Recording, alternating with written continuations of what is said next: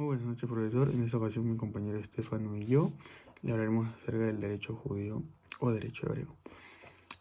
Para empezar, Moisés recibió la ley en el Sinaí y la transmitió a Josué. Josué a los ancianos a los profetas y los profetas a los hombres de la gran sinagoga. De esta concepción teocrática contenida en un tratado misnaico deriva toda la gran legislativa que se ha ido acumulando a lo largo de los siglos y que constituye la fuente del derecho judío.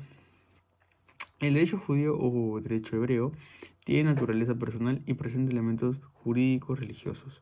Dentro de sus fuentes se distinguen las intrínsecamente judías, tanto generales como específicas, y las no judías, universales o de derecho local o territorial, que vendrían a ser el corpus juris civilis y corpus juris canonis.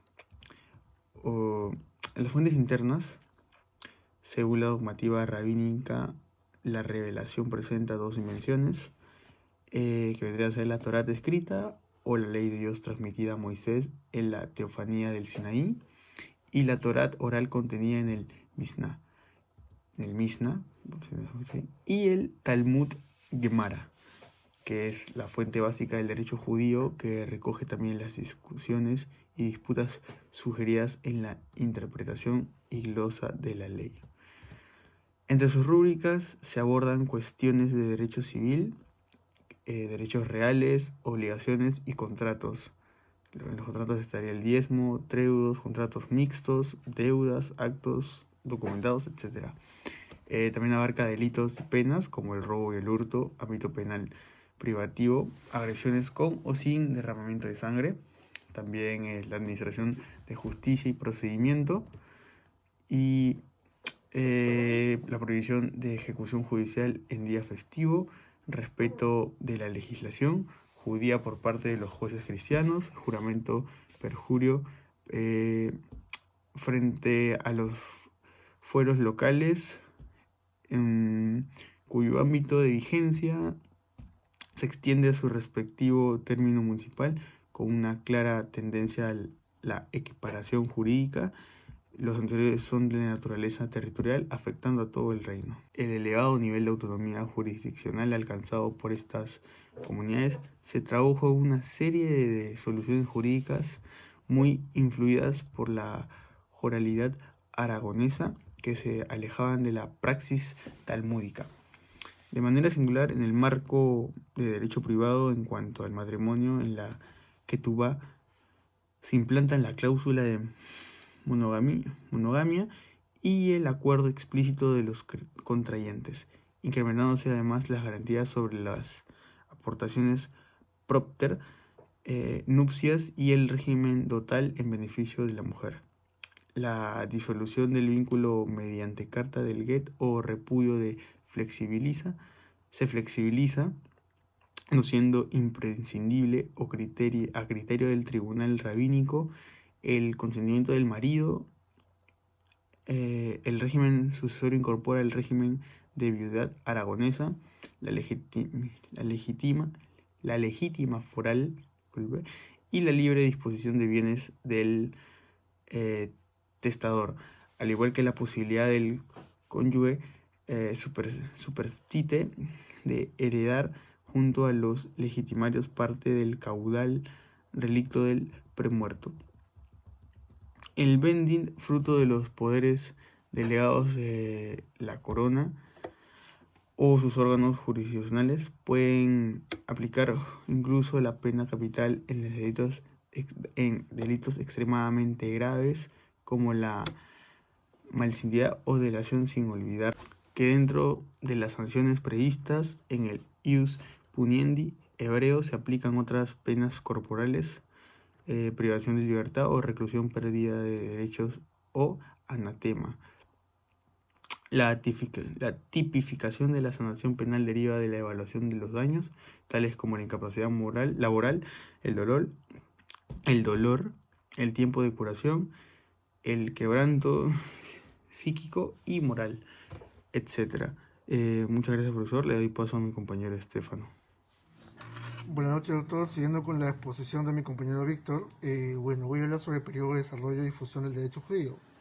La segunda etapa corresponde al periodo de desarrollo y difusión, marcado por la aparición del código Maimónides, la Mishneh Torah, que inauguró una nueva era en la jurisprudencia rabínica. Pues es así que la Mishneh Torah es considerada como la codificación más grandiosa en la historia del derecho judío. Sobre la ministra se presenta de forma ordenada, sistematizada y coherente la compleja legislación judía anterior. Iba destinada al judío creyente y no muy versado en el Talmud. Sobre el periodo de expansión de la literatura judío-religiosa, finalmente la tercera etapa corresponde a un periodo de expansión de la literatura jurídico-religiosa. En esta época se compilaban y demarcaban las obras del periodo anterior, ampliándolas en voluminosos comentarios o reduciéndolas otras a lo más preciso. Sobre el Shulchan Aruch, en este periodo aparece entonces el último gran código rabínico, que es el Shulchan Aruch, que fue compuesto por Joseph Caro. Alajá. Toda materia legal y casuística, en particular contenida en el Mishnah, lleva el nombre de alajá, con el que se alude una norma, regla de conducta y decisión legal, y al mismo tiempo al conjunto de leyes y tradiciones judías. La circuncisión en varones. El Berit Milá es el pacto de la circuncisión. Es la circuncisión ritual que se practica el varón judío al octavo día de haber nacido, como símbolo del pacto entre Dios y Abraham. Según el Talmud, es un precepto a cumplir por el padre, como lo hizo Abraham con Isaac. En la actualidad, este rito lo efectúa un moel, circuncidador, ritual especializado que no necesita ser médico ni rabino, pero sí una persona que respete los preceptos básicos, como ser Shabbat, el día sabático, o comer kosher. Shabbat, séptimo día. El Shabbat es el día principal de observancia para el judaísmo semanal.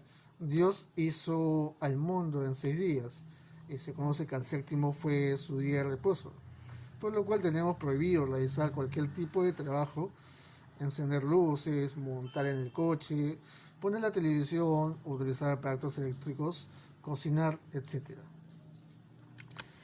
Ahora bien, sobre las características del derecho judío, tenemos que, por original que sea su concepción general, refleja hasta cierto punto del espíritu de las distintas épocas en las cuales se originó. Debido a su antigüedad, ha conservado muchas normas arcaicas, pero también comprende leyes que, como las referidas al adulterio, al incesto, a las relaciones sexuales en general, han de apreciarse como avanzadas respecto de la era en que se decretaron, aunque hoy nos parezcan excesivamente severas y poco afines a nuestro sentido de justicia. En la legislación judía, el derecho de la comunidad prevalece sobre el del individuo. La ley dirige al individuo hacia la vida en comunidad, como forma segura de preservar al judaísmo y sus valores, ya que, como afirma el Talmud, las comunidades no mueren. De ahí que la obligación de los judíos, donde quiera que estén, de edificar comunidades a las que puedan servir y de las que puedan servirse. Bueno, le doy paso a mi compañero David. Muchas gracias. Sea su concepción general, refleja hasta cierto punto del espíritu de las distintas épocas en las cuales se originó. Debido a su antigüedad, ha conservado muchas normas arcaicas, pero también comprende leyes que, como las referidas al adulterio, al incesto, a las relaciones sexuales en general, han de apreciarse como avanzadas respecto de la era en que se decretaron, aunque hoy nos parezcan excesivamente severas y poco afines a nuestro sentido de justicia.